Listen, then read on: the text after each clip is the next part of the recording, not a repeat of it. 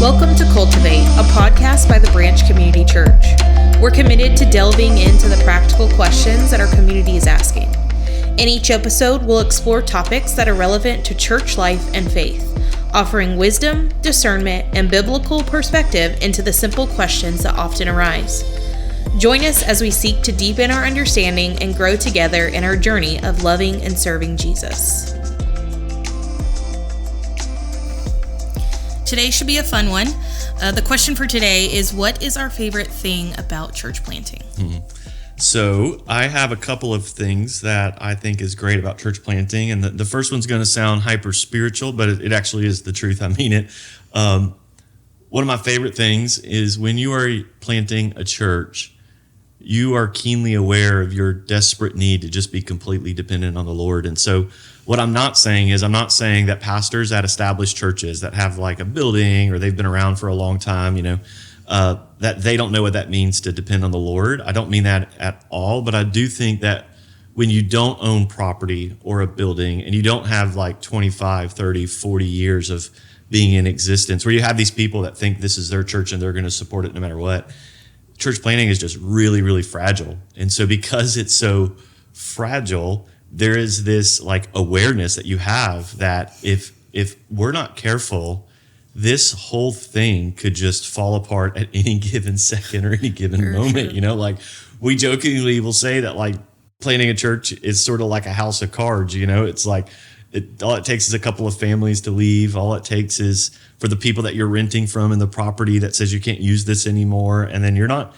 done, but you're just hitting these situations where there's no skill set that you can rest in. You only hope is to let God work it out. Like, for example, we're facing things all the time. It seems like every 3 to 4 months I'm coming to the leadership team or I'm on my knees in my office or at my house at night. And I'm just like, God, I don't know how to fix this. Like, I don't know how to resolve this. Like I call mentors and I'm like, hey, what do you think I should do? And they're like, really pray. It's like, because you just hit these walls that only God can take care of things. And so like Psalm 127 says, unless the Lord builds the house, those who build it labor in vain. And so it's like that text is just so, it's true for all ministry. So I was with a guy that's in an established church and I was saying just some of the challenges of church planting. And he's like, all pastoring is hard. And I was like, I totally understand that. But the way it's hard is just manifests itself in different ways. And so another great text is Matthew 14. That text has really meant a lot to me since we started this process, where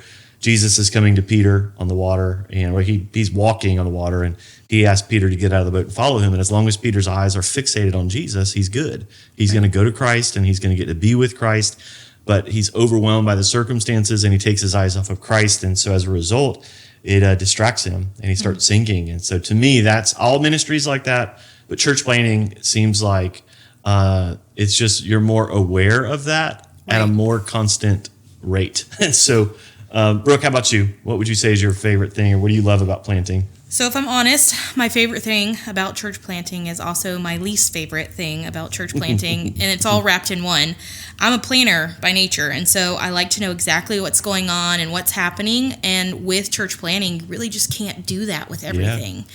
And so when I first moved to Palatka, it was an adventure in itself. I owned my own home. I lived on my own in Plant City. And then suddenly I'm looking for a house in a town I know very little about. I ended up living in a 3-bedroom house with 4 grown women, which is comical in itself. And it still is to this day. I can't believe we did that. And we didn't know at the time, but we ended up renting from some incredible people. And I still rent from them today. And at the end of that, it was that the Lord was working and I had no idea. And I had planned, I had done all the things, but God was working in ways that I totally didn't understand and couldn't see at the moment. Just recently, our landlords have been coming to church with us for a while, but the husband, Greg, he just recently got baptized. And so God just continues to work in the details, even when maybe it's uncomfortable or whatever that may look like. Yeah. And then right now, we're in another season where we're renting in our church home, and it's just not going to work permanently. And so what does that look like for us? And if I'm honest, when this all began, I felt super overwhelmed and not sure of what was happening. But church planting is really about taking that next step and trusting that God's got you. He doesn't ask us to have it all figured out, just to move forward in faith. And so that tension, planning versus the unknown, the surprises, and seeing God show up is what makes church planting both my favorite and at times my very least favorite thing. So to reword what you said, if you're a control freak, maybe you don't need to plant a church or be right. on the launch team. Right. I'm not saying you are a control freak. I'm just saying God has sanctified you since we started this process, because so much of it's out of your control, Yeah. So yeah, my other thing that I really love about church planting is just the freedom that you have to do church in the way that Scripture teaches, with not a lot of boundaries, So, and when I say that, I don't mean that we can just go rogue and do whatever we want with no accountability or no guardrails.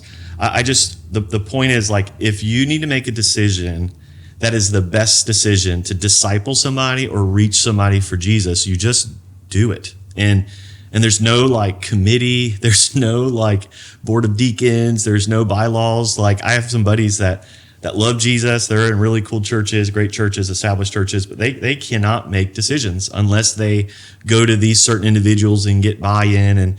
And we have a little bit of that, but it's not to the degree that a lot of those guys have to go through. And so, but the opposite is also true. So like, we not only have the freedom to set things up in the way that we think God says is best, but we also are willing to change things if it's not best to reach people for Jesus or help somebody grow in their affections for Jesus. Right. So like, we are constantly on Monday nights in our leadership meetings, we're going over things that we have been doing for a long time, or we're going over an event and we're saying, okay, did that accomplish what God wanted it to accomplish?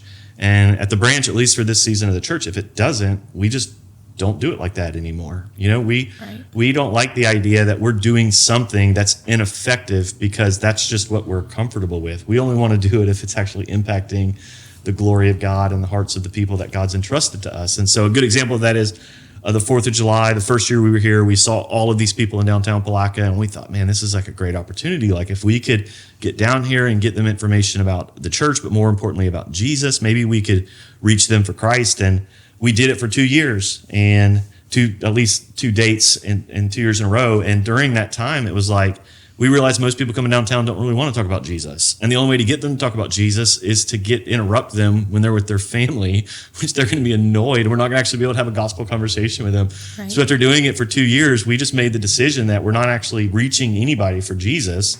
So we're not going to spend that money in that way. And we just changed it. And I got 0 emails. I got 0 pushback. I don't think any of us got any pushback. We all realized, like, it's kind of the culture of our church at this point. It's like, we only want to do something if it's going to honor Christ and it's going to accomplish the Great Commission. And so because of that, I love that. I love that. And so having that kind of freedom to do it in that way is just like so cool. One of my mentors, Clint Clifton, used to always say to me that as you're like setting up the church and establishing the church and writing the bylaws and constitution and creating the culture of the church, the good thing is you have the freedom to do that. The bad thing is if you get to your church 3 years after that and you realize you don't like your church, the only one to blame is you. Right. So on one side it's a great thing, but there's a responsibility with that. But I love that. That's like one of my favorite things about being a church planter. That's great. Thanks for spending time with us here on Cultivate. Remember, growth doesn't happen overnight, but as we stay rooted in Christ, He is faithful to bring the harvest. Until next time.